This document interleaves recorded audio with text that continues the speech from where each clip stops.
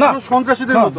আপনারা এই যে আপনি এই কথা বলতে পারবেন ছাড়া না ইয়ে ছাড়া যে ডিউটি করতেছেন, আপনি ডিউটি করতেছেন মানুষে, আমরা কি ডিউটি করতেছি না? আমরা সন্ত্রাসী?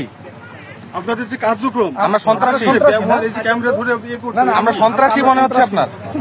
আমরা সন্ত্রাসী মনে হচ্ছে আপনার? আপনার এই ঘাট দিয়ে আমি আপনাকে বলি, আমি আপনার বক্তব্য ফিনিশ। আপনার এই ঘাট দিয়ে এখনই 4টা মোটরসাইকেল গেল, আপনি যাই মাঝিকে বলেন, সেই সুবাদে আমরা গেছি, আর আপনি বলতেছেন আমরা সন্ত্রাসী। আপনি এটা কোন ভাষা এটা বলতে পারেন আপনি? চলেন ভাই, আমি বলি, আপনি নির্বাহী ম্যাজিস্ট্রেট, আমি শ্রদ্ধার সহিত বলি, আপনি নির্বাহী ম্যাজিস্ট্রেট, আমি শ্রদ্ধার সহিত বলি। আপনি এখন নির্বাহী ম্যাজিস্ট্রেট, এখানে অনেকে আছে।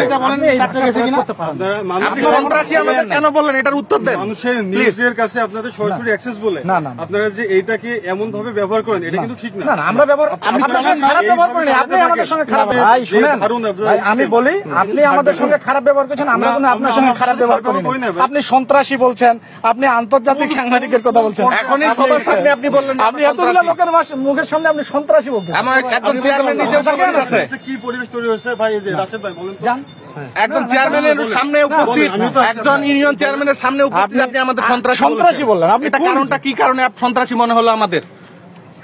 বলেন। পুলিশের সামনে আনসার, এতগুলো লোকের সামনে আপনি আমাদের সন্ত্রাসী বলেছেন। এখন পর্যন্ত বিনা অনুমতিতে আপনি ক্যামেরা ধরে আপনি আমাদের সন্ত্রাসী বলবেন, আমরা সহ্য করবো না। আপনি আমাদের সন্ত্রাসী বলবেন, আইনের প্রতি শ্রদ্ধা দেখাবেন। আপনি আমাদের সন্ত্রাসী বললেন কেন ভাই? আপনার সঙ্গে ভালো ব্যবহার করতেছি, ভালো আচরণ করতেছি, ভালো কথা বলতেছি না। দাঁড়ান, উনি আমাদের সন্ত্রাসী কেন বললো? এত মানে সন্ত্রাসী বলতে পারেন? আপনি বলতে পারেন মোটরসাইকেল গেল, বিদায় আমরা গেছি।